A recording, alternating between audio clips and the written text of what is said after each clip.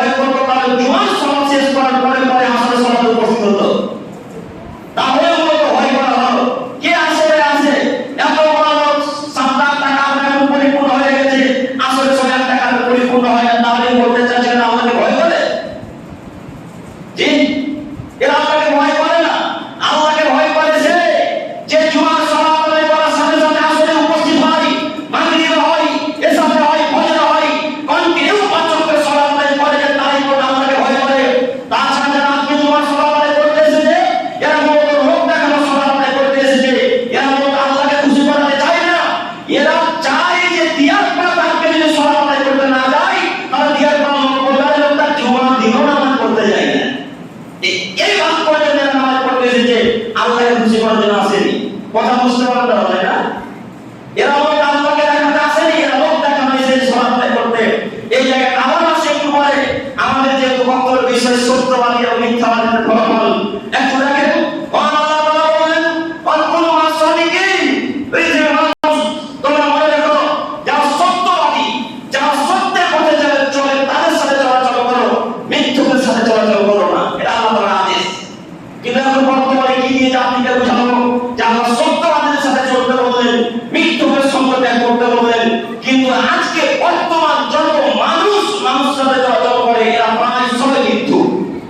OC মিথ্যু, DC মিথ্যু, গ্রামের সমাধান মিথ্যু, সভাপতি মিথ্যু, ক্যাশিয়ার মিথ্যু, ইমাম সাহেব মিথ্যু।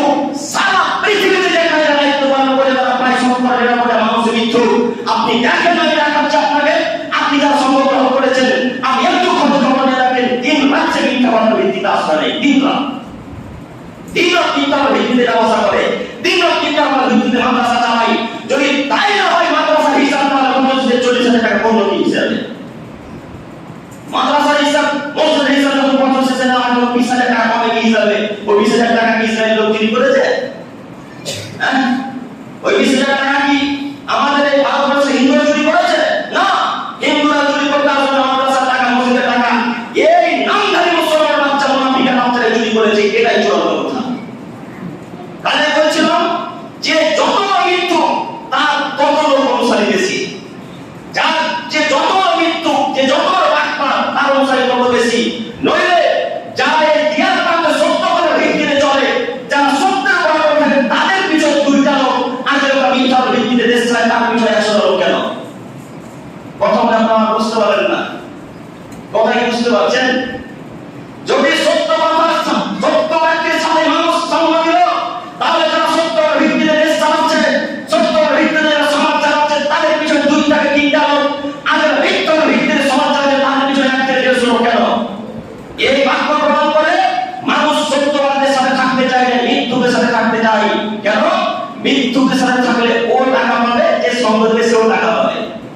আর সত্যবাদীর সাথে যদি সঙ্গ দেয় তাহলে ও টাকা পাবে না, যে সঙ্গ দেবে সেও টাকা পাবে না। কথা কি বুঝতে অসুবিধা হচ্ছে আপনাদের? তখন সত্যবাদের সঙ্গ কে দেবে? সত্যবাদের সঙ্গ সেই ব্যক্তি দিবে যিনি আল্লাহকে এক করে বিশ্বাস করে। কিন্তু কে আল্লাহকে এক করে মানে এটা আমরা বুঝতে পারলাম না। 99% লোক আমরা আল্লাহকে এক করে মানি না। যাই হোক, আমি বলতে চাচ্ছিলাম যে যত বড় হারামখোর, যে যত বড় সুদখোর, যে যত বড় ঘুষখোর, তার পিছনে তত বেশি লোক, তার পিছনে তত বেশি লোক। আপনাকে আল্লাহ বারবার বলছেন তোমরা সত্যবাদের অন্তর্ভুক্ত হও, তোমরা সত্যবাদীদের সাথে থাকো। পৃথিবীর মানুষ তোমরা ইব্রাহিমের কথা স্মরণ করো। আল্লাহ ফিল কিতাব ইব্রাহিম ইন্নাহু কানা সিদ্দিকা নবিয়্যা। ইব্রাহিম আলাইহিস সালাম ছিলেন সত্যবাদী নবী। তোমরা ইব্রাহিমকে স্মরণ করো, তোমরা ইব্রাহিমের কথাকে মানো। ইব্রাহিম যেই পথে চলেছে তোমরা সেই পথে চলো। বলেন ইব্রাহিম আলাইহিস সালাম সারা জীবন তার ভাগ্যে বললেন আব্বু আমি সত্যবাদীদের অন্তর্ভুক্ত হন। তার বাপ পশ্চিম গেল না, কথাকে মানতে দিল না। তো বলেন তো ইব্রাহিম আলাইহিস সালাম তার বাপের সাথে ছিল না আল্লাহর কথার উপর বলেছিল? ঠিক আল্লাহর কথার উপর বলেছিল। তো আপনি কাপুরুষের বাচ্চা, কাপুরুষ কেন আপনি বাপের দিকে গেলেন? আপনি কেন সত্যবাদীদের অন্তর্ভুক্ত হলেন না? কেন বাপের দিকে গেলেন? আমার রাজ্যে মৃত্যু, আমার রাজ্যে কাপুরুষ, আমার মতের কোনো প্রমাণ চাই, আমার নোংরা মানুষ, আমার বাপ একবার মানুষের গালি দিতে দ্বিধা বোধ করে না। আমার বাপ কেন সন্তানের দায়িত্ব নেবে? আমার বাপ কেন এভাবে কথাবার্তা বলবে? আমার লজ্জা হয় না?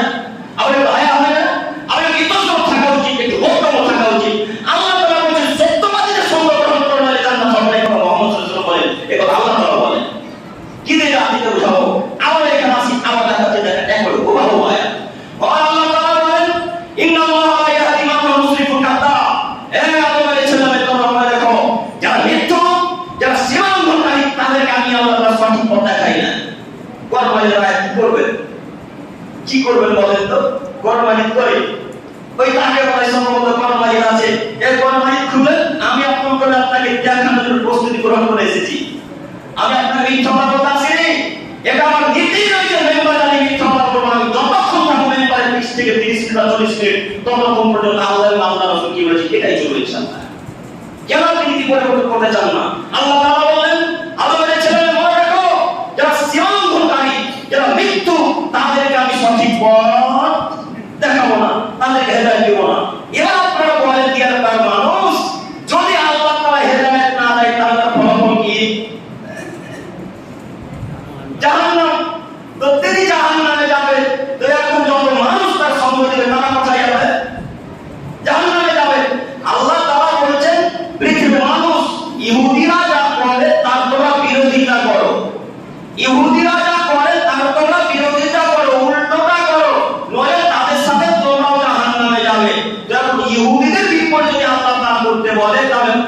ঠিক করে আল্লাহ করতে বলবে না? বলবে তো। আপনি কেন মিথ্যুকদের সঙ্গ গ্রহণ করলেন? কেন মিথ্যাবাদী লোকের সাথে থাকলেন? আপনাকে আমি কি দিয়ে বোঝাবো? মনে রাখা ভালো হবে, এই গ্রাম শুধু নয়, সারা জঙ্গিপুরে আপনি নজর দিয়ে দেখেন, সারা মুর্শিদাবাদে, গোটা পৃথিবীতে নজর দিয়ে দেখেন, যে যত হারাম করে তার কিছু তত বেশি লোক, তত বেশি লোক। জাতিকে বোঝাতে পারলাম না, আমরাই দায়ী। আমরা মেম্বারে দাঁড়িয়ে 20 মিনিট কথা বলবো, 10 মিনিট গজালি চলে। তো জাতি কবে বুঝবে কোরআন হাদিস? জাতি কবে বুঝবে কোরআন হাদিস? এটা আমাদেরই দোষ, আমরা জাতিকে বোঝাতে পারলাম না। নইলে সরকার কেন ঘুষ খাবে, নইলে সভাপতি কেন বিচারে টাকা খাবে, নইলে ক্যাশিয়ার কেন টাকা চুরি করবে, এটা তো আমরা জাতিকে বোঝাতে পারলাম না। আসলে সরকার হবে তারা যাদের ঈমান বেশি আছে, যারা ক্যাশিয়ার হবে তাদের ঈমান থাকতে হবে। এটা আল্লাহ নবী বলেছেন, বারবার বলছেন। তাই তিনি বারবার বলছেন যারা মিথ্যুক তাদেরকে তোমরা দেশ পরিচালনা করতে দিও না। তাই তিনি বলছেন যারা মিথ্যাবাদী তাদেরকে তোমরা সমাজ চালাতে দিও না। এই জায়গায় আবার আসি, তার আগে আরেকটা আয়াত পেশ করি। মহান আল্লাহ তাআলা বলেন, পৃথিবীর মানুষ মনে রাখো, ওয়ালা তুদি কুল্লা হালাফিন মাহিন। মুহাম্মদ সাল্লাল্লাহু আলাইহি ওয়াসাল্লাম সমঝেন বলেন সব? মাশাআল্লাহ। মুহাম্মদ সাল্লাল্লাহু আলাইহি ওয়াসাল্লাম যারা মিথ্যুক, যারা বেশি বেশি কসম করে, মিথ্যা কসম, তাদেরকে আপনি মান্যতা দিবেন না, তাদের সাথে চলবেন না। বাণীকার আল্লাহ। আল্লাহ বলেছে মুহাম্মদ সাল্লাল্লাহু আলাইহি ওয়াসাল্লাম শুনুন, যারা মিথ্যা কথা বলে, যারা মিথ্যা কসম করে, তাদের সাথে আপনি চলবেন না। একটা আয়াত আমি আরেকটা আয়াত বলি, যে দুইটা আয়াতের ব্যাখ্যা একসাথে বলি। আল্লাহ তাআলা বলেন, খুলি আফওয়া মুহাম্মদ সাল্লাল্লাহু আলাইহি ওয়াসাল্লাম, আপনি মানুষকে ক্ষমা করেন, ওয়া'মুর বিল মারুফ, সৎ কাজের আদেশ করেন, ওয়ানহা আনিল মুনকার, মন্দ কাজের বাধা প্রদান করেন, ওয়া'রিদ আনিল জাহিলিন, এবং মূর্খ লোকদের সঙ্গ ত্যাগ করেন। এটাও কোরআন মাজিদের আয়াত, আগেরটাও কোরআন মাজিদের আয়াত। দুইটা আয়াতে দুই রকম কথা। এক, আল্লাহ তাআলা বলেছেন মুহাম্মদ সাল্লাল্লাহু আলাইহি ওয়াসাল্লাম যারা মিথ্যা কসম করবে, মিথ্যা কথা বলবে, তাদের সাথে আপনি থাকবেন না, তাদের সাথে চলাচল করবেন না। এক। দুই, মুহাম্মদ শোনো, যারা মূর্খ, অন্ধ, গাধা, যারা, তাদের সাথে আপনি চলবেন না, তাদের সাথে চলাচল করবেন না। আদেশ আল্লাহ। যখন আপনাকে কি দিয়ে বুঝাবো, যারা মিথ্যা কসম করে তাদের সাথে আপনি থাকতে পারবেন না, আমি আপনাকে বুঝাতে পারবো এখন? আমি আপনাকে বুঝাতে পারবো না, কারণ আপনার টাকা আছে, শরীরে ক্ষমতা আছে, আপনাকে আল্লাহ বুদ্ধি দিয়েছে, আপনি আমার কথা মান্যতা দিবেন না। যেদিন কবরে ফেরেশতা বাটাম ফাটা করবে সেদিন বুঝতে পারবেন। আজকে বোঝা সম্ভব নয়। আপনাকে বারবার বলছেন আল্লাহ তাআলা সত্যবাদীদের অন্তর্ভুক্ত হও, তুমি মিথ্যুকদের মানিও না, যারা মূর্খ তাদের সঙ্গ গ্রহণ করিও না। আব্দুল কাদির সাহেব মূর্খকে একটু বলেন তাহলে। প্রশ্ন জায়গা করে যাকে বারবার বলেছেন মূর্খদের সঙ্গ ত্যাগ করতে, তো মূর্খ কে? এটাই তো বোঝার জন্য দিয়ার পাড়া আজকে আসা। মূর্খ হলো ওই ব্যক্তি যে মিথ্যা কথা বলে, সে মূর্খ। আগে যে বেশি বেশি মিথ্যা কসম করেছে, আর মূর্খ কে? যারা 5 ওয়াক্ত সালাত আদায় করে না সে। আর কে মূর্খ?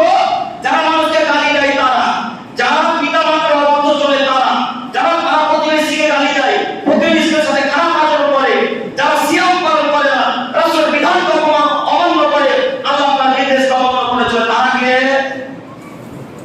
মূর্খ।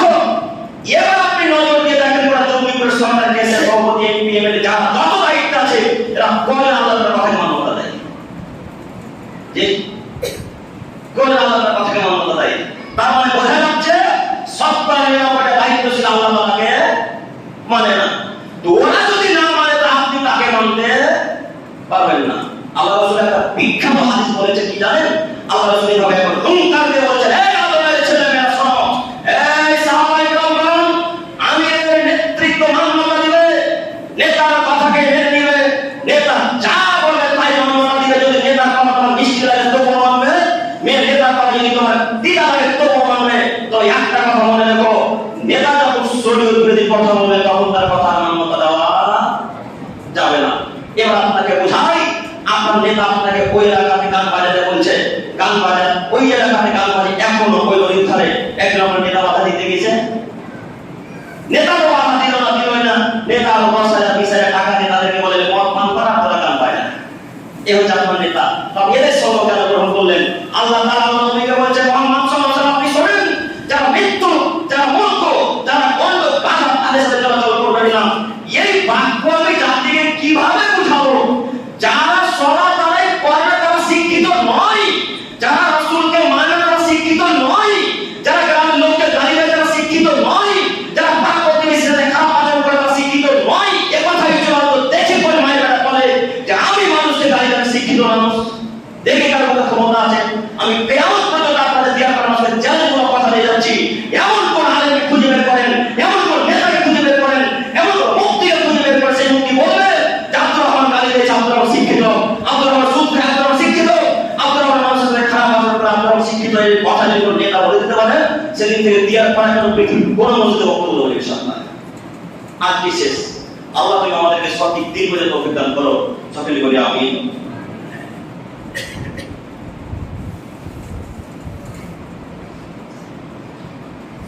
হামিদাল মুসাল্লিয়ান আম্মা বাদ। সম্মানিত প্রিয় দিনী ভাই ও বোনেরা, আমি দেখাতে চাচ্ছিলাম মিথ্যা কথার ফলাফল, মিথ্যা কথার পরিণতি, সত্য কথার ফলাফল। এক রকম আমার দিকে চেয়ে থাকেন, এরপরে আরো কঠিন বাক্য আল্লাহ তাআলা পয়গম্বর বলেন হাম্মাজিন মাসসাইন বিনামিম। মুহাম্মদ সাল্লাল্লাহু আলাইহি ওয়াসাল্লাম যারা মানুষকে গালি দেয় তাদের সাথে আপনি চলবেন না। বলেন না আদেশ কার? বারবার আল্লাহ বলেছেন। আমি এখন পর্যন্ত একটা কথা নিজের পক্ষ থেকে বলেছি ভাই, একটা বলিনি, ইনশাআল্লাহ বলবো না। আল্লাহ তাআলা বলেছেন মুহাম্মদ সাল্লাল্লাহু আলাইহি ওয়াসাল্লাম আপনি শুনুন, যারা মানুষকে গালি দেয় তাদের সঙ্গ গ্রহণ করবেন না এবং যারা যুগলখড়ি করে বেড়ায় তাদের সাথে থাকবেন না। দুইটা কথা কি বুঝলেন? যারা মানুষকে গালি দেয় তাদের সাথে চলতে স্বয়ং আল্লাহ নিষেধ করছেন এবং যারা যুগলখড়ি করে বেড়ায় একজনের কথা আরেকজনকে গেলায় তাদের সাথে চলতে স্বয়ং আল্লাহ তাআলা নিষেধ করছেন মুহাম্মদ সাল্লাল্লাহু আলাইহি ওয়াসাল্লামকে। এবার জাতিকে আমি বলতে চাচ্ছি, যদি মুহাম্মদ সাল্লাল্লাহু আলাইহি ওয়াসাল্লামকে আল্লাহ তাআলা নিষেধ করে আমাদের উপর নিষেধ আদেশ মানতে দেওয়া যাবে না? যাবে তো? আমাদের উপরে একই আদেশ, আমাদের উপর সেই আদেশ মান্যতা দিতে হবে। এবার আপনি বলেন, আপনার মুখের ভাষা যেন দেখে মনে হচ্ছে সূরা ফাতিহা পড়ছেন, আপনার মুখের ভাষা যেন মনে হচ্ছে আপনি আরব থেকে হজ করতে না গিয়ে ওখান থেকে পিএইচডি করে এসেছেন গানের উপরে। এই তো আপনার মুখের ভাষা। আপনাকে আমি চিনি না, আপনি এই গ্রামের মানুষ, আপনার মুখের ভাষা এত খারাপ হবে এটা আমরা ভাবতেও পারিনি। আপনার মুখের ভাষা এত নোংরা হবে এটা আমরা ভাবতে পারিনি। কিছু করে যদি মনে করেন এই এটা টোটো না অটো, অটো না, এই অটোটার জায়গাতে আপনার আব্বা ভুট্টা গাছ লাগিয়েছে, ভুট্টা গাছ বা কোনো শাকসবজি মনে করেন তো পাশে বাড়ি গরু ছাগলে ভুট্টা গাছ করে খেয়ে নিয়েছে, তো আপনার বাপ কই গেলে আমরা সলাত আদায় করতে এসে দেখছে যে আমার গাছগুলো একটাও নাই, তখন আমার বাপের মুখের ভাষা দেখেন যেন আমাদের সব ভাবনা করছে। এটা আমার বাপ, আমার বাপ বলে শিক্ষিত, হ্যাঁ আমার বাবা শিক্ষিত। এই ছেলে তোমাদেরকে বলি যেগুলো মুখ দিকে দিকে রেখেছো, তোমার বাবা শিক্ষিত, তোমার বাপ গালি দিতে পারে না গো? শিক্ষিত মানুষ কখনো গালি দিতে পারে না। আপনারা বুঝতে পারছেন কথা আমার? শিক্ষিত মানুষ কখনো গালি দিতে পারে না। তো গালি কে দিবে? যারা মূর্খ, যারা বললো তারা গালি দিবে। তার মানে বোঝা যাচ্ছে গ্রামগঞ্জে শহরে টাউনে যেখানে যারা গালি দেয় তারা কেউ শিক্ষিত না। তাহলে আজকে থেকে গালি দেবো না ইনশাআল্লাহ, ইনশাআল্লাহ। আচ্ছা আরো একটা ভালো হবে, আবু বকর সিদ্দিক রাদিয়াল্লাহু তাআলা আনহু দাঁড়িয়ে আছেন, আর আরেকটা আবু হুরায়রা রাদিয়াল্লাহু তাআলা দাঁড়িয়ে আছেন। একটা ইহুদি এসে আবু বকরকে গালি দিতে লাগলেন, তো অপূর্ব ভাষায় গালি দিলেন। আবু বকর তো সাহাবী মানুষ, তিনি তার কথাকে কোনো গুরুত্ব না দিয়ে রাসূলের সাথে আবু হুরায়রার সাথে গল্প করতে আছেন। তো গালের মাত্রা খুবই বেড়ে গেল, তখন আবু বকর সহ্য করতে পারলেন না। তো সহ্য করতে না পারে আবু বকর কিছু গালি দিয়ে বসলেন, কিছু একটা কথা বললেন, তারা সাহাবী মানুষ আমার মতো নোংরা ভাষায় গালি দিবে না, কিছু একটা বললেন, আল্লাহ রাসূলের সেই কথা শুনে রাগ হলো। যেমনই আবু বকর মুখ খুলেছে তেমনি আল্লাহ রাসূল আবু বকরের কাছ থেকে দূরে চলে গেলেন। মনে করেন 10-20 হাত দূরে গিয়ে আবু বকরের কাছ থেকে আল্লাহ রাসূল দাঁড়িয়ে গেছেন। আবু বকর রাদিয়াল্লাহু তাআলা লোকটার সাথে গল্প না করে আল্লাহ রাসূলের কাছে গিয়ে বললেন, আল্লাহ নবী ব্যাপারটা কি? বুঝতে পারলাম না। লোকটা ইহুদি লোকটা যখন গালি দিচ্ছিল তখন আপনি হাসছিলেন মুচকি মুচকি, আমি কিছু বললাম আপনি রাগ করে চলে এলেন কেন? তখন আবু বকরকে আল্লাহ নবী কত সুন্দর উত্তর দিয়ে বলেছেন, শোনেন আবু বকর শোনো, যখন ইহুদি তোমাকে গালি দিচ্ছিল তখন তোমার পক্ষ থেকে ফেরেশতা উত্তর করছিল। মুক্তি সুবহানাল্লাহ বলে না? আবু বকরকে গালি দিচ্ছিল তখন কে উত্তর করছিল? ফেরেশতা। আবু বকর শোনো, যখন তুমি মুখ খুলেছো তখন ফেরেশতা তোমার কাছ থেকে চলে গিয়ে শয়তান চলে এসেছে, আর আমি মুহাম্মদ ওখানে থাকি না যেখানে শয়তান থাকে। এবার আপনি বলেন এখানে ফেরেশতাদের আজাদিক আছে?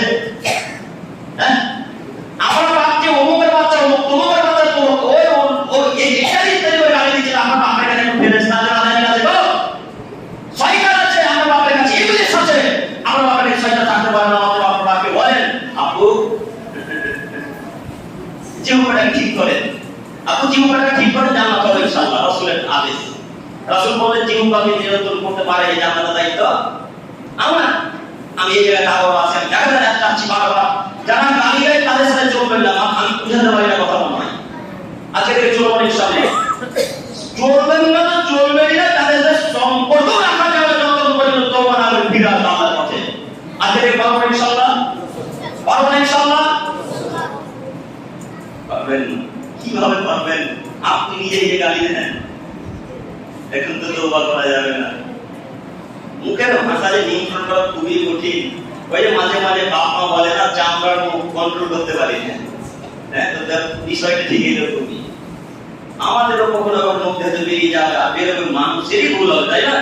তো আল্লাহ নবীকে একবার জিজ্ঞাসা করা হলো, আল্লাহ নবী আইয়ুমা সাবদা, সবথেকে উত্তম কি আপনি ঠিক একটু বলেন। তখন তিনি বললেন, যে লোকটা পাপ করে আর সঙ্গে সঙ্গে তওবা করে, সেই লোকটা সবথেকে ভালো। কি বুঝলেন? যে লোকটা পাপ করার সাথে সাথে আল্লাহকে বলে, আল্লাহ আমি ভুল করেছি তুমি ক্ষমা করো, সে লোক আল্লাহর কাছে সবথেকে প্রিয়। তো মনে করেন ভুল করতে মুখে গালি বেরিয়ে গেছে, সঙ্গে সঙ্গে কি করবো আল্লাহর কাছে?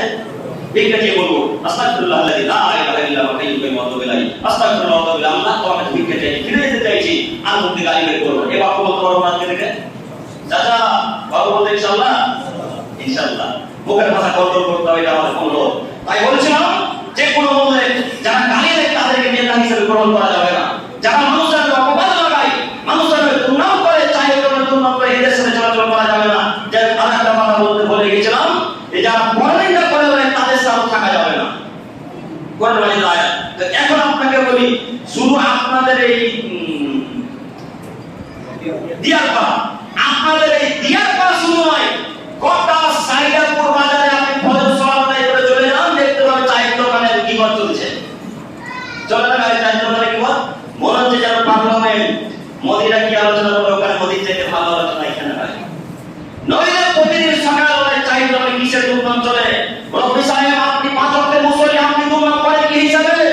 আপনি 5 ওয়াক্তের মুসল্লি, সাথে সাথে তাহাজ্জুদ পড়েন মাঝে মাঝে, আপনি কেন গালি দেবেন এটা বুঝতে পারলাম না। আমি বলতে চাচ্ছিলাম, যারা গালি দেয় তারা প্রকৃত মুসলিম নয়, যারা গালি দেয় তারা প্রকৃত মুমিন নয়।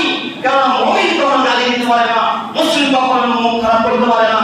তাই আপনাদের ভাই বন্ধু দৃষ্টি আকর্ষণ করে বলতে চাচ্ছি, যারা মুখ খারাপ করে, যারা গালি দেয়, যে সমস্ত পুরুষ হয়, তাদের সম্পর্কে থেকে আমরা ত্যাগ করলাম ইনশাআল্লাহ, ইনশাআল্লাহ, ইনশাআল্লাহ। বিশ্বাস করুন, আল্লাহ নবী বারবার বলেছেন, পৃথিবীর মানুষ মনে রাখো, লা তাকুলিল মুনাফিক সাইয়্যিদ, যেই নেতা মুনাফিক তাকে তোমরা নেতা হিসেবে মান্যতা দিও না। যেই মানুষ মুনাফিক তাকে তোমরা নেতা হিসেবে গ্রহণ করো না। তার মানে রাসূলের বিবরণটা বোঝা যাচ্ছে, যে মানুষ মিথ্যা কথা বলে, ওয়াদা ভঙ্গ করে, আমাদের খিয়ানত করে, এই লোকটাকে নেতা বানানো যাবে না। যে লোকটা গালি দেয়, যে লোকটা ওয়াদা ভঙ্গ করে, এই লোকটাকে নেতা বানানো যাবে না। ওকে সরকার, ক্যাশিয়ার, সভাপতি, এমএলএ, এমপি, মেম্বার, চেয়ারম্যান কোনো কিছু বানানো যাবে না। আদেশ কার? আল্লাহ ওয়ারামসে মুহাম্মদ সাল্লাল্লাহু আলাইহি ওয়াসাল্লাম বলেছেন, ফাহিয়াকু সাইয়্যিদা, এ আদমের ছেলে মেয়ে তোমরা মনে রাখো, যদি তোমরা মুনাফিককে নেতা বলে আহ্বান করো, যদি তোমরা মুনাফিককে নেতা বলে ডাকো, ফাঁকা রাস্তা তরফ মাঝা যাও, তাহলে তোমরা স্বয়ং আল্লাহ তাআলাকে রাগান্বিত করবে। আল্লাহু আকবার। কথা বলে আপনারা বুঝতে পারেননি, আবার বুঝাই বাংলা শুনলে এবার। যদি কোনো মানুষ মিথ্যুককে নেতা বলে ডাকে, যদি কোনো মানুষ আমার খেয়নতাইকে নেতা বলে ডাকে, যদি কোনো মানুষ যে লোকটা গালি দেয় লোকটাকে নেতা, সরকার, ক্যাশিয়ার বলে ডাকে, তাহলে ওই লোকটা স্বয়ং কাকে রাগান্বিত করলো? আল্লাহকে।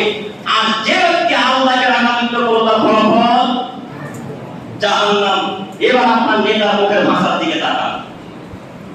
যাকে আপনি নেতা বানিয়েছেন তার মুখের ভাষার দিকে লক্ষ্য করে রাখেন, তার মুখের ভাষা কত ভালো, আর আমভাবে জনতার মুখের ভাষা কত ভালো। আপনাকে আমি কি দিয়ে বোঝাবো? প্রায় নেতার টাকা চুরি করে, প্রায় ক্যাশিয়ার টাকা মেরে খায়, প্রায় চেয়ারম্যান টাকা চুরি করে, প্রায় সরকার টাকা চুরি করে, নইলে বছর শেষে টাকা হারিয়ে যায়। কেমন এটা আমরা বুঝতে পারলাম না ছেলে টেবিলে। নইলে মাদ্রাসার টাকা বছর শেষে কিভাবে কমে যায়, মসজিদের টাকা বছর শেষে কিভাবে কমে যায় এটা বুঝতে পারলাম না। দেওয়ার পরে কমে যায় কি কমে না? আলহামদুলিল্লাহ, তার মানে দেওয়ার পরে সব সৎ সরকার আছে, সব ভালো ক্যাশিয়ার না, এই জন্য টাকা হারায় না। কিন্তু অধিকাংশ সরকার ক্যাশিয়ার, অধিকাংশ মসজিদে যেখানে গেলাম শুধু শুনতে পাই মাসের মাস টাকা হারিয়ে যায়, বছরের পর বছর টাকা হারিয়ে যায়। কেন কেন টাকা হারালো? তার মানে বুঝে নিতে হবে ওর নেতা মুনাফিক নেতা, তাই টাকা চুরি হয়েছে। সম্মানিত উপর ভাই, সম্মানিত উপর পয়সা, আমি আপনাদের দৃষ্টি আকর্ষণ করে বলতে চাচ্ছি, যে নেতা মুখের ভাষা খারাপ বলে, যে মুনাফিক, তাকে নেতা বলে মান্যতা দেব না ইনশাআল্লাহ। আর যদি গ্রামের সবাই মুনাফিককে নেতা বলে গ্রহণ করে নাই, গ্রামের সবাই যদি মুনাফিক মানুষকে নেতা বলে মান্যতা দেয়, আল্লাহ নবী বলেন ওই গ্রামের সবার উপর আল্লাহ তাআলা রাগ, এদের আল্লাহ এদের সকলকে শাস্তিতে ফেলে দেবেন। আল্লাহু আকবার। একটা মানুষের জন্য গ্রামের সকলের উপর শাস্তি চেপে আসবে যদি মুনাফিককে নেতা হিসেবে গ্রহণ করেন, যদি মিথ্যুককে সরকার বানান, যদি আপনারা অশিক্ষিত ক্যাশিয়ার বানান, যদি নোংরা মানুষকে সভাপতি ক্যাশিয়ার বানিয়ে রাখেন, তাহলে আল্লাহর আদেশ যে তাদের সবার উপর আল্লাহ তাআলার পক্ষ থেকে বিপদ চেপে আসবে। আমরা কি সেই বিপদ চাই? আমরা তো বিপদ চাই না, আমরা সর্বদাই চাই বিপদ থেকে মুক্ত হব, তাই না? এটা আমাদের আশা আকাঙ্ক্ষা। কিন্তু সবাই চাই যে বিপদ আর না আসুক, কিন্তু বিপদ না আসার কাজগুলো কি করতে পারি? পারি না। আল্লাহ নবী বারবার বললেন, তোমরা হারাম কাজ করো না, হারাম কাজ করো না, আল্লাহর পক্ষ থেকে আযাব নেমে আসে। আল্লাহ নবী বারবার বললেন, তোমরা নেশাদ্রব্য খাইপান করো না, নেশাদ্রব্য খাইপান করার কারণে ইহুদি খ্রিস্টান হিন্দু সাম্রাজ্যের পক্ষ থেকে আযাব নেমে আসে। কে বলেন আমার মত থেকে বিরত আছে? কে হারাম কাজ করার থেকে বিরত আছে বলেন? আমরা কেউ পারি হারাম থেকে বিরত থাকতে? পারি না। যদি আমরা আসলে হারাম কাজ করার থেকে বিরত থাকতে পারতাম, তাহলে সামান্য একটা ঢপের মুদিখানা ঢপের দোকানও বিক্রি হতো না। সামান্য ছোট একটা ঢপ এই দোকানদারদের সিগারেট আর তিরঙ্গা জর্দা গুটখা এগুলো বিক্রি করতে হবে? আল্লাহ বলেন যখন মানুষ নেশাদ্রব্য খাই মানে লিপ্ত হয়ে যাবে, তখন আল্লাহ তাআলা হিন্দু খ্রিস্টান বৌদ্ধ সাঁওতাল ডোম চামার ইহুদি পৃথিবীতে যত জাতি আছে সবার পক্ষ থেকে আল্লাহ তাআলা মুসলমানদের উপর বিপদ চাপিয়ে দিবেন। যা বর্তমান 2026 সালে এখন দেখতে পাচ্ছেন। বিপদ আসেনি মনে হয় না? আর কত বিপদের অপেক্ষা করছেন, তার যারা আসবে সেদিন বুঝতে পারবেন। আর তার যারা মানুষ পরিবর্তন হবে না। কেন? এখন তো এরা সব মেসি কে মানে, মেসি তো দ্বিতীয় রাজা, বুঝলেন? মেসির এখানে এখন থেকে চোখ ছাড়া মাঠে রেখে তারা মেসিকে আব্বা বলে ডাকে। হ্যাঁ, বাংলাদেশ এক আশ্চর্য দেশ, মেসি নাকি ওর আব্বা। আশ্চর্য লাগে যে মেসি কখন কখন আব্বা হয়ে গেল, ভাই হয়ে গেল। তো এই হচ্ছে দাজ্জাল, এই হচ্ছে ভারতবর্ষের বাংলাদেশের মুসলমানদের অবস্থা। যদি মানুষ কি এখনই মেসিকে দাজ্জাল বলে মেনে নিতে পারে এবং তাকে যদি ত্যাগ না করতে পারে, যেদিন দাজ্জালের আখেরাতে জান্নাত আখেরাতে জাহান্নাম, সেদিন কেউ তাকে আল্লাহ বলে মানবে, এটা অস্বীকার করা যায়? সবাই মেনে নিবে আল্লাহ বলে। কেন? সেদিন তো সবকে আল্লাহ জীবিত করবেন, সেদিন দাজ্জাল সবকে জীবিত করে দেবে, সবকে মেরে দেবেন, তাকে আল্লাহ এই ক্ষমতা দান করবেন। যাই হোক, আমি বলতে চাচ্ছিলাম আজকে থেকে মুনাফিককে আমরা নেতা হিসেবে গ্রহণ করবো না ইনশাআল্লাহ। ইনশাআল্লাহ ইনশাআল্লাহ। এই যে আরো তারপর তার আগে আরো হাদিস পেশ করি। আবু উমামা বাহিনী রাদিয়াল্লাহু তাআলা বলেন, রাসূল সাল্লাল্লাহু আলাইহি সাল্লাম বলেছেন, পৃথিবীর মানুষ, তোমাদের মধ্যে যদি কোনো মানুষ সত্য হয়ে তর্ক করা ছেড়ে দেয়, তাহলে আমি মুহাম্মদ জান্নাতে একটা ঘর নিয়ে দেওয়ার দায়িত্ব নিলাম। কেউ যদি সত্য জেনে তর্ক করা ছেড়ে দেয়, তাহলে তার জন্য জান্নাতে একটা ঘর নেওয়ার দায়িত্ব কার? মুহাম্মদ সাল্লাল্লাহু আলাইহি সাল্লামের। বুঝতে পারেন কি কথা? তাই আপনারা হ্যাঁ দিচ্ছেন না, কারো বুঝাই। আমি আব্দুল করিম এই ভাইয়ের সাথে তর্কতে লেগেছি। আমি জানি যে আমি যে বিষয়কে নিয়ে তর্ক করছি সেটাই সঠিক, ওই ভাই যে কথাটা বলে সে কথাটা ভুল। এরপর আমি তার সাথে তর্ক ত্যাগ করলাম। যাও, তোমার সাথে আমি তর্ক করবো না। আল্লাহ নবী বলছেন এই তর্ক যদি সত্য হলে ছেড়ে দেয়, তাহলে জান্নাতে ঘর নিয়ে দায়িত্ব আমি মুহাম্মদ সাল্লাল্লাহু আলাইহি ওয়াসাল্লাম নিলাম। আর আজকে 2026 সালে এই ভাইরা, এই মুসলিমেরা সামান্য কথা নিয়ে মারপিট হয়ে শুরু হয়ে যায়। তো বলেন এদেরকে আল্লাহ তাআলা জান্নাত কিভাবে দিবে? শুধু তাই নয়, মুহাম্মদ সাল্লাল্লাহু আলাইহি ওয়াসাল্লাম বলেন, পৃথিবীর মানুষ যদি কোনো মানুষকে আসার জন্য মিথ্যা কথা ত্যাগ করে, তাহলে আমি তার জন্য জান্নাতের মধ্যে একটা ঘরের দায়িত্ব নিলাম। সুবহানাল্লাহ। হাসার জন্য যদি মানুষ মিথ্যা কথা ত্যাগ করে, তাহলে আল্লাহ রাসূল দায়িত্ব নিলেন জান্নাতের মধ্যে একটা ঘর নিয়ে দেওয়ার। কে মিথ্যা কথা থেকে বিরত থাকতে পারে? প্রায় সবাই মিথ্যা কথা বলে, প্রায় সবাই মিথ্যা কথা বলে। আরে বক্তা বলে মিথ্যা কথা বলে মানুষকে হাসানোর জন্য, এটা হচ্ছে আশ্চর্য। ইমাম সাহেব মিথ্যা কথা বলে মানুষকে হাসানোর জন্য, প্রায় সবাই বলে। শুধু তাই নয়, আরো একটা বিবরণ আপনাকে পেশ করি। আমাদের ছেলেদেরকে যখন গল্প শোনাই, বাচ্চা ছেলেদেরকে, বাচ্চা ছেলেরা খুব আগ্রহী গল্প শুনতে, তারা বলে আপু একটু গল্প বলেন, আপু একটু গল্প বলেন। তখন আপনি গল্প শোনাতে শুরু করেন, যার গল্প অধিকাংশের কথাগুলো মিথ্যা বলেন। এখন আপনি আপনার ছেলেকে মিথ্যা গল্প শিখালেন, ওই ছেলে আবার তার ছেলেকে শিখাবে, ওই ছেলে আবার তার ছেলেকে শিখাবে, যাবে কিয়ামত পর্যন্ত পায়দার পায় জলদি থাকবে। বলেন এই পাপ কার উপর করতে হবে?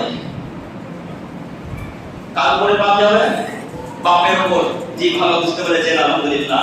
বলছিলাম তাই মিথ্যা কথা যদি কেউ ত্যাগ করে জান্নাতের মধ্যে ঘর নিয়ে দেয়, প্রকার মুহাম্মদ সাল্লাল্লাহু আলাইহি ওয়াসাল্লাম আজকে থেকে মিথ্যা কথা ত্যাগ করার চেষ্টা করব ইনশাআল্লাহ। পারবেন ইনশাআল্লাহ? পারবেন ইনশাআল্লাহ? ভাই না, খুব কঠিন গো মিথ্যা কথা ত্যাগ করা, খুবই কঠিন। দেখবেন আপনি দিয়ার পড়ায় আছেন আর আপনার একটা বন্ধু ওই আমাদের ভুলতলা নিজের ওই পারে ট্রাফিকের কাছে অপেক্ষা করছে আপনার, তো বারবার ফোন করছে, বারবার ফোন করছে, আব্দুর রহমান কোথায় আছিস রে, আব্দুর রহমান কোথায় আছিস, তারপরে আজ তোর জন্য আপনাদের অপেক্ষা করছি। তখন বলবেন হ্যাঁ আমরা ব্রিজের উপরে আছি, অথচ আপনি এই দিয়ার পাড়া দিয়েছেন। পারলেন ত্যাগ করতে মিথ্যা কথা? পারলেন না। মা যখন ফোন করে ডাকে, বেটা কাউসার কোথায় আছিস, তখন আপনি বলেন যে মা চলে এসেছি আমার দোকানের কাছে, সাথে হিজুল করার কাছে চলে এসেছি আম্মু, আপনারা একটু অপেক্ষা করেন। অথচ আপনি এখন ওই মদের কাউন্টারে দূরে আছেন। কথা মিলে না? না কথা মিলে? যদি কথা মিলে তাহলে মান্যতা দিতে হবে, আর না মিললে কথা লাভ থেকে জমিতে বাঁচতে দিতে হবে। আমি আমার কথাকে মান্যতা দিতে বলি না। আমি বলতে চাচ্ছি রাসূলের কথাকে প্রাধান্য দেন, আমি বলতে চাচ্ছি আল্লাহর কথাকে প্রাধান্য দেন। যদি কেউ মিথ্যা কথা ত্যাগ করে মানুষকে মজাক করে হলেও তাহলে জান্নাতের মধ্যে ঘর নিয়ে দেবে মুহাম্মদ সাল্লাল্লাহু আলাইহি ওয়াসাল্লাম। খুব কষ্ট, খুব কঠিন মিথ্যা কথা ত্যাগ করা। শেষ বাক্যে সে মুহাম্মদ সাল্লাল্লাহু আলাইহি ওয়াসাল্লাম বলেছে, পৃথিবীর মানুষ, আমি তোমাদেরকে জান্নাতের সবচাইতে উঁচুতে ঘর নিয়ে দেওয়ার দায়িত্ব নিলাম। যে ব্যক্তি তার ব্যবহার ভালো করবে, যে তার আচার আচরণ মানুষের সাথে ভালো করবে, তার জন্য জান্নাতের সবচাইতে উঁচু জায়গাতে নিয়ে দায়িত্ব নিলাম। ওর চাইতে উঁচু জান্নাতে কেউ থাকবে না। কিন্তু ব্যবহার ভালো করা চাই, ব্যবহার ভালো করলে জান্নাতের সবচাইতে উঁচু জায়গাতে ঘর গেলে, ব্যবহার আচার আচরণ ভালো করলে জান্নাতের সবচাইতে উঁচু জায়গাতে ঘর গেলে। অতএব আমি আপনাদের ভাই ও বোনদের অনুরোধ বলতে যাচ্ছি, পাড়া প্রতিবেশীর সাথে ভালো আচরণ করেন। পাড়া প্রতিবেশী কাজকে দেখে গালি দেবো না, পাড়া প্রতিবেশীর দুর্নাম করবো না, কারো ব্যাপারে অপবাদ লাগাবো না, কারো ব্যাপারে মিথ্যা কথা বলে দুর্নাম পরনিন্দা করবো না। আজকে দেখে তওবা কাজ করবো ইনশাআল্লাহ। উঠবো, উঠতে পারবো ইনশাআল্লাহ। আজকে যদি তওবা করে উঠেন, শয়তান মাথাতে আর কাজ করবে না। শয়তান বলবে আব্দুর রহমান তওবা করে নিল, আব্দুল খালিক তওবা করে নিল, আরে কাউসার তওবা করে নিল, ইত্যাদি ইত্যাদি নাম বলবে। শয়তান শুধু আফসোস করবে, ছি ছি ছি ছি, আল্লাহর সাথে ওয়াদা করে এলাম যে আমাদের ছেলেমেয়েকে জাহান্নামে যতক্ষণ না ভরবো ততক্ষণ আমি আজাদি চুপ থাকবো না। আর এর আজকে তওবা করে নিল, কেমন কথা বুঝতে পারলাম না। তখন আজাদি আমার কানের কাছে এসে বলবে, আব্দুর রহমান, আব্দুল খালিক কিছু বল, আব্দুর রহমান কিছু বল, আব্দুল সাত্তার কিছু বল। এইভাবে শয়তান অসহসা দিতে থাকবে, অসহসা দিতে দিতে দিতে দিতে যখন চামড়ার মুখ খুলে যাবে এক পর্যায়ে, তখন শয়তান বলবে, আরে তুই তো আমার থেকে বল, এক্ষুনি ওয়াদা করলি, এক্ষুনি তওবা করলি, ওয়াদা ভঙ্গ করলি, আরে তুই তো আমার থেকে বড় আজাদি, যা তোর কাছে আল্লাহ, তুই তো জাহান্নামে যাবে। আর আজাদির শয়তান ইবলিস তার কাছে যায়, কে তওবা করে। আজাদির ইবলিস শয়তান কখনো হিন্দু খ্রিস্টানের কাছে যাবে না। কেন জানেন? আজাদির জানে যে ইহুদিরা জাহান্নামে যাবে, আজাদি জানে যে সাঁওতাল জাহান্নামে যাবে। কোনদিন আজাদি শয়তানের কাছে, আজাদির শয়তান কোনদিন ইবলিস কোন ইহুদি খ্রিস্টান সাঁওতালের কাছে যাবে না। ওর একটাই কাজ, মুসলমানকে জাহান্নামে যাওয়া, এটাই তার উদ্দেশ্য। তাই বলছিলাম কে বিরত থাকতে পারবে মিথ্যা কথা থেকে, দুর্নাম করা থেকে। আমি শেষ পর্যায়ে এসে বলি, মালিক তুমি আমাদের সকলকে মিথ্যা কথা থেকে বিরত থাকার তৌফিক দান করো। সকলে বলি আমিন। সম্মানিত দিনী ভাই ও বোন, এরপর হাদিস একটু আপনারা আমার দিকে চেয়ে থাকেন, একটু আপনারা আমার দিকে চেয়ে থাকেন। বাজ ইবনে হাকিম রাদিয়াল্লাহু তাআলা বলেন, আব্দুল্লাহ ইবনে ওমর রাদিয়াল্লাহু তাআলা বলেন, রাসূল সাল্লাল্লাহু আলাইহি ওয়াসাল্লাম বলেছেন, আল কাবাইর ইশরাকু বিল্লাহ। পৃথিবীর মানুষ মনে রাখো, আল্লাহ রাসূল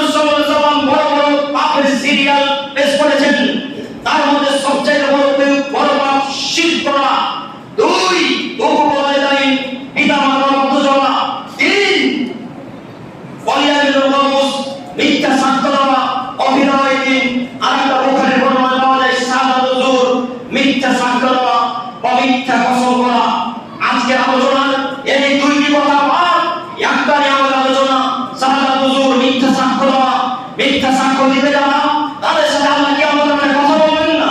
মিথ্যা কথা বলবে যারা, তাদের দিকে আল্লাহ তাআলা কিয়ামতের মাঠে তাকাবেন না। মিথ্যা কথা বলবে যারা, তাদেরকে আল্লাহ তাআলা জাহান্নাম থেকে তুলে জান্নাতে দেওয়ার জন্য পবিত্র করবেন না। কাজে বলছিলাম, মিথ্যা কথা ত্যাগ করেন। মিথ্যা কথা যদি ত্যাগ না করতে পারেন, তাহলে আল্লাহ তাআলা জাহান্নাম থেকে তুলে এক পর্যায়ে পবিত্র করে জান্নাতে দিবেন। আল্লাহ তাআলা রাসূল সাল্লাল্লাহু আলাইহি ওয়াসাল্লাম আজ থেকে 1400 বছর পূর্বে ঘোষণা করেছেন। কাজে বলছিলাম, যারা মৃত্যু, এদের সাথে আল্লাহ কথা বলবেন না, এদের দিকে আল্লাহ তাকাবেন না, এদেরকে আল্লাহ তাআলা রহমতের দৃষ্টি দিবেন না। এবার দিয়ার পর মানুষের কাছে আমার একটাই চাওয়া, আপনারা সকলেই বলেন, আল্লাহ যদি কোনো মানুষের দিকে রহমতের দৃষ্টিতে না তাকায়, তার ফলাফল কোথায়? তার ঠিকানা কোথায়? জাহান্নামে। কোন মায়ের বেটা জাহান্নাম থেকে বাঁচাতে পারবে না। মুহাম্মদ সাল্লাল্লাহু আলাইহি ওয়াসাল্লাম বলেছেন, আল্লাহ যার দিকে রহমতের দৃষ্টি না দেবে, আল্লাহ যার উপর রহমত না করবে, দয়া না করবে, সে জান্নাতে যেতে পারে না। আরে মানুষ তো পারে না, স্বয়ং আমি মুহাম্মদ সাল্লাল্লাহু আলাইহি ওয়াসাল্লাম আল্লাহর দয়াতে জান্নাতে যেতে পারবো না। আল্লাহু আকবার। যার আগের গুনাহ, পিছের গুনাহ স্বয়ং মুহাম্মদ সাল্লাল্লাহু আলাইহি ওয়াসাল্লাম জান্নাতে যদি না পারে, আমি আপনি তো তার নখের যোগ্যতা রাখি না, তাই না? আমি আপনি তো তার নখের যোগ্যতা রাখি না, তাহলে আমাদের অবস্থা কি হবে? সম্মানিত প্রিয় ভাই, সম্মানিত মা ও বোন, কাজে বলছিলাম, যে কোনো মূল্যে মিথ্যা কসম করা বন্ধ করেন, মিথ্যা সাক্ষ্য দেওয়া বন্ধ করেন। এই বটটা যেখানে ছিল, এইখানে বিচার বসেছে এই গোড়ার পাশে, তো হঠাৎ একটা লোক এসে বলে, না না না, আব্দুর রহমানই দোষী। আরে আব্দুর রহমান নাই তো দেখলাম আব্দুল খালিকের উপর লাঠি মারলো, অথচ আব্দুর রহমান সেই ঝগড়ার অবস্থাতে ছিলই না। অথচ আপনার কসমে যেন মনে হচ্ছে আপনি সন্তানকে দেখছেন, আপনি সেদিন জঙ্গি করে বাজার করছিলেন। কসমে মনে হচ্ছে যে আপনি ওখানে উপস্থিত, আপনার কথা বিশ্বাস করে নিল। আল্লাহ নবী বলেন, এর দিকে আল্লাহ তাআলা রহমতের দৃষ্টি দিবেন না, এই আল্লাহ তাআলা জাহান্নাম থেকে জান্নাতে দিবেন না। হে যুবক ভাই, আজকে থেকে মিথ্যা কসম ত্যাগ করতে পারবেন ইনশাআল্লাহ? পারবেন ইনশাআল্লাহ? মিথ্যা কথা ত্যাগ করতে হবে যে কোনো মূল্যে।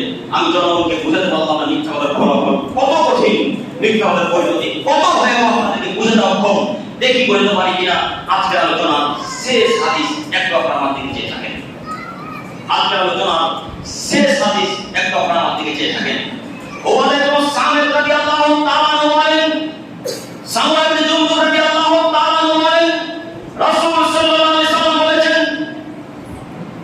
আমি একবার ঘুমিয়েছিলাম, দুইজন লোক আমার কাছে আসলো, একটু আমার দিকে চেয়ে থাকেন। রাসূল সাল্লাল্লাহু আলাইহি ওয়াসাল্লাম বলেন, আমি একবার ঘুমিয়েছিলাম, দুইজন লোক আমার কাছে আসলো, একজন আমার ডান হাত ধরলো, আরেকজন আমার বাম হাত ধরলো, দুইজন দুই হাত ধরে আমাকে একবার আকাশের দিকে উড়িয়ে নিয়ে যেতে শুরু করলো। আমাকে এত গতিতে নিয়ে যাচ্ছে যেন মনে হচ্ছে আমি কিছু বুঝতে পারছি না। সম্ভবত আমাকে সামবা সিরিয়ার দিকে নিয়ে যাওয়া হচ্ছে। মুহাম্মদ সাল্লাল্লাহু আলাইহি ওয়াসাল্লাম বলেছেন, এই সাহাবায়ে কেরাম শোনো, ভজনের পর আল্লাহ নবী বক্তব্য পেশ করে বলেছেন, আমাকে দুইজন লোক এসে দুইজনে এত গতিতে আকাশের দিকে নিয়ে চলে গেল, মনে হচ্ছে যেন আমাকে সম্ভবত সামবা সিরিয়ার দিকে নিয়ে চলে যাওয়া হলো। সামবা সিরিয়ার দিকে যেতে যেতে যেতে যেতে যেতে যেতে দেখলাম এমন একটা লোক বসে আছে, আরেকটা লোক লোহার সারাসি নিয়ে হাতে দাঁড়িয়ে আছেন। এই লাঠিটা কিছুক্ষণের জন্য মনে করেন সারাসি, এই সাইডটা যে কুকরানো, ঠিক যেমন ওই মায়েরা লোকেরা যেমন দেখবেন সিমেন্টের বস্তাকে টেনে হিচড়ে দূর থেকে নিয়ে আসে গাড়ির উপর থেকে, ওইরকম ব্যাটানো একটা লোহার সারাসি নিয়ে একটা লোক দাঁড়িয়ে আছে, আর একটা লোক মাটিতে বসে আছে। আমি জিবাদেরকে জিজ্ঞাসা করলাম, আমি ফেরেশতাকে জিজ্ঞাসা করলাম, ফেরেশতাগণ এরা কারা, এরা এইভাবে দাঁড়িয়ে আছে কেন? আল্লাহ রাসূলকে বললেন, আল্লাহ নবী একটু চুপ করেন, দেখেন এর অবস্থা কি হয়। তখন ওই লোকটা যেটা দাঁড়িয়ে ছিল, লোকটা লোহার সারাসিটা এই কষাতে দিয়ে টেনে চিরে আপনার পিছন দিকে চলে যাচ্ছে। আমার এই গালে চিরা হয়ে যাচ্ছে, ওই সারাসিটা বের করে দ্বিতীয় বাংলায় ফিরিয়ে একবারে চিরে ফেলে পিছন দিকে চলে যাচ্ছে। জিবরাইল আলাইহিস সালাম আল্লাহ রাসূল থেকে বাবা, আল্লাহ বলেছে, জিবরাইল মান হাওলাই, এরা কারা, এদের এই অবস্থা কেন, এদের গালকে চিরে ফেলে দেওয়া হচ্ছে কেন, এদের কষাকে চিরে দেওয়া হচ্ছে কেন? জিবরাইল তুমি বলো এদের অবস্থা এরকম কেন? আল্লাহ নবীকে বললেন, আল্লাহ নবী ইনতালিক, আপনি চলতে থাকেন যতক্ষণ পর্যন্ত দৃশ্য শেষ না হয়, আপনি দেখতে থাকেন। আল্লাহ নবী সাল্লাল্লাহু আলাইহি ওয়াসাল্লাম চলতে থাকলেন। বিশাল লম্বা হাদিস, বুখারী মুসলিমের প্রায় 1 পৃষ্ঠার হাদিস, এত বড় একটা হাদিস। শেষ বাক্যে আল্লাহ নবী বলছেন, মুহাম্মদ সাল্লাল্লাহু আলাইহি ওয়াসাল্লাম, ওই যে প্রথম অবস্থায় দেখলেন একটা লোকের গালকে চিরে ফেলা হচ্ছে, একটা লোক সারাসি দিয়ে তার গালকে চিরে ফেলে একেবারে নষ্ট করে দিচ্ছে, মেরে ফেলে দিচ্ছে। ওই লোকটা ছিল মৃত্যু, মানুষের নামে অপবাদ লাগাতো। যার কাউকে চিড়ে ফেলে পিছন দিকে নিয়ে চলে যাওয়া হচ্ছে সে কে? মৃত্যু। সে ছিল অপবাদকারী মানুষ, মানুষ হবে বর্ণিতা করত, তাই তার অবস্থা ইলা ইয়াউমুল কিয়ামা, কিয়ামত পর্যন্ত তার অবস্থা করা হবে। হে আমার যুবক ভাই, হে আমার সম্মানিত মা বোন, হে আমার সরকার সাহেব সভাপতি সাহেব, আপনাদের দৃষ্টি আকর্ষণ করে বলি, এবার আপনি চিন্তা ভাবনা করেন কত জনের ব্যাপারে অপবাদ লাগিয়েছেন, কত জনের নামে দুর্নাম করেছেন, কতবার মিথ্যা কথা বলেছেন। এই পাপ থেকে কেমনে বিরত থাকবেন? যদি তার কাছ থেকে ভিক্ষা না চাইতে পারেন, যার নামে অপবাদ লাগানো হয়েছে, যার নামে দুর্নাম করা হয়েছে, তার কাছে যদি ভিক্ষা চাইতে না পারেন, কিয়ামতের মাঠে আল্লাহ রাসূলের বাণী অনুযায়ী বলে যাচ্ছে লোহা শ্বাসে দিলে কালকে চিরে ফেলা হবে। এই শাস্তি গ্রহণ করার জন্য অপেক্ষা করেন। বিশ্বাস করুন, আমি কি দিয়ে বোঝাই, বুখারী এবং মুসলিমের হাদিস এইভাবে রাসূল সাল্লাল্লাহু আলাইহি ওয়াসাল্লাম বিবরণ পেশ করছেন। জাতিকে যদি এখনো বোঝাতে না পারি তাহলে আমি আর কিভাবে বোঝাবো তা বুঝতে পারলাম না। আজকে থেকে যে কোনো মূল্যে মিথ্যা কথা থেকে বিরত থাকতে পারবো ইনশাআল্লাহ। হবে ইনশাআল্লাহ ভাইরা, পিছনে যারা আছেন, যে কোনো মূল্যে মিথ্যা কথা থেকে বিরত থাকতে হবে, যে কোনো মূল্যে সত্য কথাই বলতে হবে। মানুষের দ্বিধা লাগলেও সত্য বলা লাগবে, মানুষের মিঠা লাগলেও সত্য কথা বলতে হবে, সত্য কথাই বলতে হবে। সত্য কথার ফলাফলই জান্নাত। সম্মানিত দিনী ভাই, রাসূল সাল্লাল্লাহু আলাইহি ওয়াসাল্লাম জান্নাতের দায়িত্ব নিয়েছেন ওই ব্যক্তিদের যারা সত্য কথা বলবে, আমাদের খেয়ানত করবে না, যারা মানুষের সাথে ভালো আচরণ করবে, যারা হাতকে অন্যের কাছ থেকে বিরত রাখবে, চোখকে হেফাজত করবে, লজ্জায় হেফাজত করবে, যারা তাদের জন্য জান্নাতের দায়িত্ব কার? মুহাম্মদ সাল্লাল্লাহু আলাইহি ওয়াসাল্লামের। পাঁচটি কাজ। এক, মিথ্যা কথা বলা বন্ধ করতে হবে। দুই, আমানতের খেয়ানত করা বন্ধ করতে হবে। চার, কথা ভঙ্গ করা বন্ধ করতে হবে। চার, চক্ষুকে হেফাজত করতে হবে। পাঁচ, হাতকে অন্যের কাছ থেকে বিরত রাখতে হবে।